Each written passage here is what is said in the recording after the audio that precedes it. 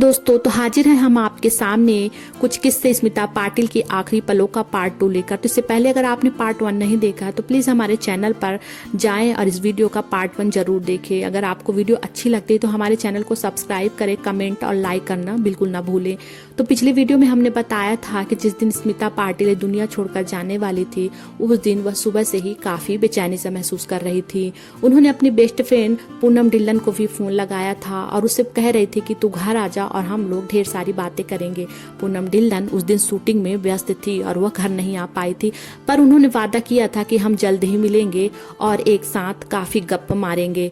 उसके बाद स्मिता पाटिल आराम करने चली गई। कुछ देर बाद राज बब्बर आए और उन्होंने स्मिता पाटिल को अपने लिए कपड़े निकालने के लिए कहा जो वो फंक्शन में पहनकर जाने वाले थे। स्मिता पाटिल ने राज बब्बर के लिए कपड़े निकाले।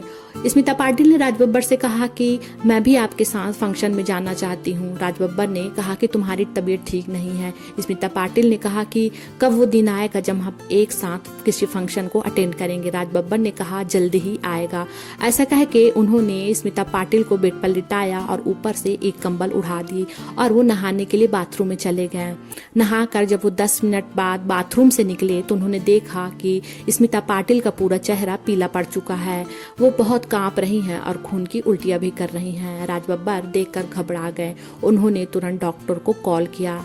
स्मिता पाटिल हॉस्पिटल नहीं जाना चाहती थी, इसलिए वो अपने पति और अपनी मम्मी से बहस कर रही थी। वो कह रही थी कि वो अपने बेटे से दूर नहीं होना चाहती, लेकिन राज बब्बर उन्हें लेकर हॉस्पिटल गए। हॉस्पिटल में पहुंचने से पहले ही स्मिता पाटिल कोमा में जा चुकी थी।